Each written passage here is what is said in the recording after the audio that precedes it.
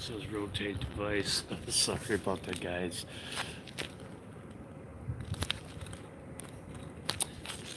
Five factors for 2022.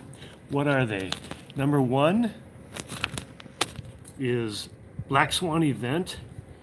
Number two, Bitcoin dominance. Number three, modern monetary theory. Number four, institutional investors. And number five, layer 2 and layer 3 devs, or in other words, web 2 and web 3, the innovations that are coming with that. Welcome back to Satoshi Economy, Bitcoin and peer-to-peer financial empowerment. Hashtag love all, serve others. In the show notes or in the comments, please leave a comment about what you may be doing for a New Year's resolution. I'm going to get right into this discussion here because I'm outside. I love to be outside in nature. You found me out in my office again here, but I'm not going to last long here today. It's chilly to say the least, but keeps the riffraff out. So looking at number one, Black Swan Event, certainly for any market, the traditional financial system or the crypto and Bitcoin cryptoverse, for sure, the continued discussion, continued elaboration, the continued elongation of that, the results and the effects of that Black Swan Event will certainly have some factors as far as the traditional financial system, and then in a segue or in a related dominoes way, the crypto market. But certainly the discussion of it throughout the last couple of years has been really rather depressing and rather negative for the overall market, the overall global market, certainly because of the constriction and the, as everybody knows, the supply chain shock and all that such. But this, with the latest discussion that's going on, is certainly seems to be affecting a larger number of people. But so simply put, just the continuation of that. Number two, Bitcoin dominance is something that is at an almost all-time low. It went under 40% yesterday or the day before. There was a time not so long ago that the Bitcoin dominance was like 88%. I would say within the last 2 years for sure, probably the last 18 months. But as we see that, I mean, obviously what that means is that for everything else besides Bitcoin, then that is 60% of the market. So on the flip side of that, of course, for one particular market to have that much and the rest of it have that little, there's 13,000 different projects out there by some estimates. It's just even hard to keep track. But the Bitcoin dominance, since it's at an all-time low practically. There was one other time when it would dip below 40%. And looking forward to the beginnings of 2022, I'm sure it's going to just continue that trend because there's some incredible things going on in the development and innovation of the layer 2s and layer 3s. But I want to keep on the Bitcoin dominance. Because the dominance is going so much lower, obviously there is more, I don't want to say competition because it's not a competition, it's more funding, more interest, more innovation into non-Bitcoin. I heard a comment by Peter Schiff the other day, because the Bitcoin dominance is going down so low that it just shows that it is losing its market share, its first mover advantage, I think is what he said. And it just shows you how totally clueless someone could be about the overall Bitcoin market or the crypto market. It's not that Bitcoin is somehow, some way losing its empowerment or its power or its meaning, its fundamental importance. It's just that there's more because of how fundamentally incredible Bitcoin is and what it did to launch an industry never seen to man. There's all these other things that are going on. As a matter of fact, the reality of, well, with Peter Schiff, I mean, he's an expert in his own right in gold, but I would really encourage everyone to really, wow, be careful of even considering, very importantly, what Peter Schiff would say about the crypto market, and maybe even use that in a different way. But what's really happening in reality isn't that, like I said before, it's losing its importance. It is, as a matter of fact, as a store of value, that's what it's really developing in greater importance. But the second place, if there is even a second place, is losing a lot of ground. It's not even 1/100th as important as Bitcoin is as a store of value. It's just really achieving recognition and compliance and consensus from the best and brightest and the most important money managers in the world. So, number 3, modern monetary theory. What is that? I mean, it's a ridiculous way for me to think of a way to describe. I mean, simply put, it's what they're calling money printing. Modern monetary theory, as if it's something that's modern. It's been going on for at least 2,500 years, for just millennia. But what it is, I mean, within the last couple of years, the U.S. has printed about 50% of all the dollars that have ever been printed or put into circulation in the history of this country, which is 245 years. So they have projections for 2022 to print out another 5 trillion. And just a quick comment about that. It's a misnomer to think that that's all in greenbacks for some of you who are unaware. But really the way that the money is printed is by marking it as noted on the checkbook for the country, and it's printed by just simply a keystroke on a computer, and it's handed out to banks who then lend that money out to they don't even have to say who, they don't have to publicly reveal to who, but it's a trend that is going to continue. And at first we would think that, well, at first and at second thought, I mean, really, when there is an overabundance of anything, it really diminishes the value of whatever that thing is, and this thing is dollar currency. And so it really stands to reason that it is going to diminish the well, it really will diminish the purchasing power of anybody holding dollars. But the thing about inflation is that it takes time for that to happen, and by the time the last people get their share of the printed money, the prices have already gone up.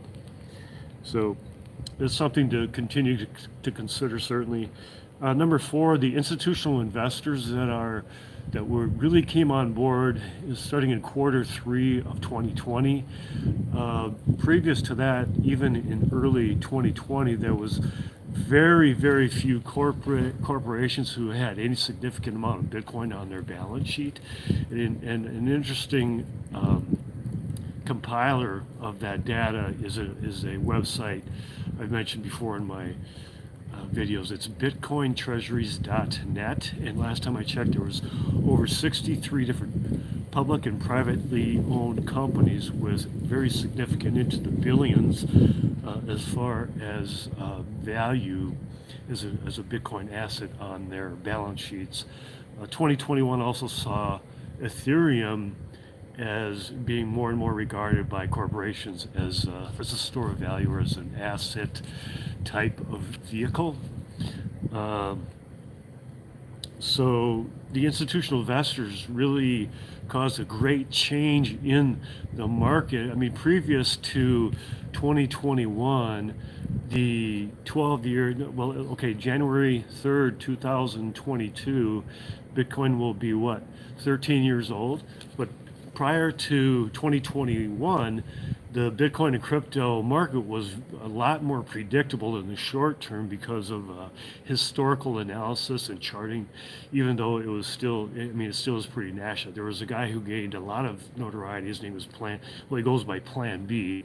He goes by what's called a stock to flow ratio, which the charting was amazing. I mean, to project into the future it was really, for months and months and months, it really followed it pretty closely. So a lot of people were looking at that as a great indicator, and to some degree it can still, there's some value in that, but it was really based on historical data and not data that is very static. And I put in the description of this video, 2020, welcome to 2022, happy new year. It's the year of a brand new and completely different crypto market, and the cryptoverse is showing itself to be the same as it always has been. It changes a lot. What is that adage? It says life, the more it changes, the more it stays the same. And same with the cryptoverse. And what we're seeing, getting into number 5, trends, is certainly some things that are going to change away from predicting the market via a plan B. The narrative is really morphing into something different. I noticed before the video here that, okay, the total global crypto market cap high was November 8th approximately, and it was about $3.1 trillion. And at its low recently, with just a couple of days ago, it was at 2.19 trillion. So that is like a 33% drop. That's crash area. That we can call that a crash. We're in a crash right now, technically speaking. And when I looked at Bitcoin itself, its all-time high was 69,000, and in December, I can't remember the exact date, I think it was December 14 or thereabouts, it wasn't right around there, it hit at 42,000, and that's a 30, let's see, I think I said that was I calculated about a 39% dip from its all-time high. And its all-time high was, I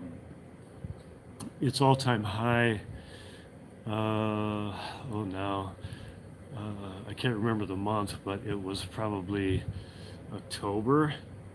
But so within a couple of months, Bitcoin itself has crashed 39%. So we're technically, very definitely in a crash. But at the same time, the overall crypto market only crashed about 30%.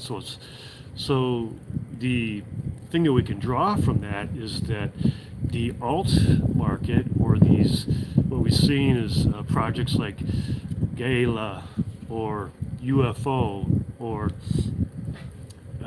certainly the Solana blockchain, some of the gaming projects that are out there, they're going massively to the moon, but then after a certain amount of time they fall back, they retrace, of course, because nothing can go that high that quickly for a long period of time.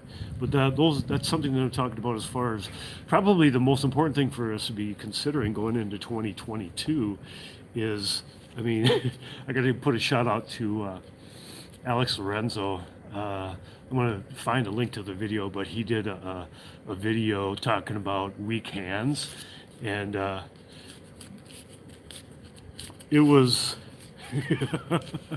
it was a parody, and it was pretty comedic, but he was sitting there with these, I mean, don't have weak hands during 2022, oh, I can't hold it, resubmit your conviction to very, very important projects, and the reasons why they're very, very important, like Bitcoin and some of the others, they will continue certainly to grow in importance no matter what the crypto, or the traditional financial system or the entire global financial system does, because the innovations that are happening, there's more and more people who are adopting digital money as a digital monetary network. So that's kind of in summation what to look for in 2022. Be careful of the Black Swan event, the continuation of that. Number two, the Bitcoin dominance. Figure out what does that mean for you and what you're looking for. Be cognizant of what modern monetary theory and all the money printing is doing, and also look forward to more and more institutional investors continuing to invest and help to develop the continued innovation of trends, specifically layer 2 and layer 3s. And I've been hashtagging about this for a long time. And hashtag NFT, hashtag gaming, hashtag P2E, hashtag metaverse, hashtag love all, serve others.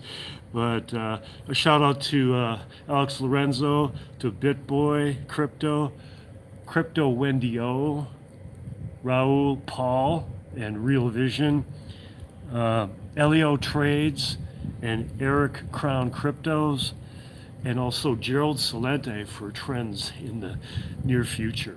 You can Google all those and look at their YouTubes. I certainly shout out to them for getting a good pulse on what's going on. Please feel free to leave a comment as far as what your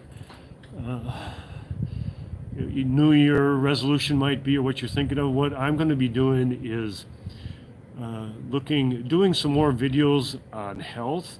I say that I am a Bitcoin evangelist, a sovereign pleb, and a true wealth and health autodidact. And I've done many deep dives personally for many years on health and longevity.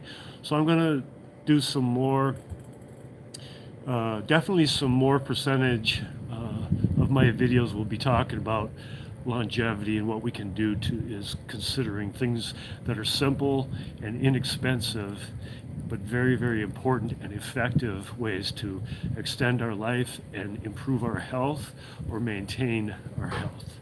Hashtag love all, serve others. I wish you well. I wish you wealth. I wish you health. And until next time, peace.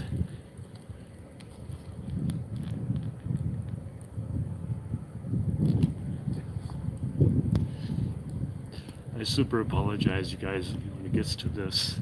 I can't remember how to shut this thing off. Take care.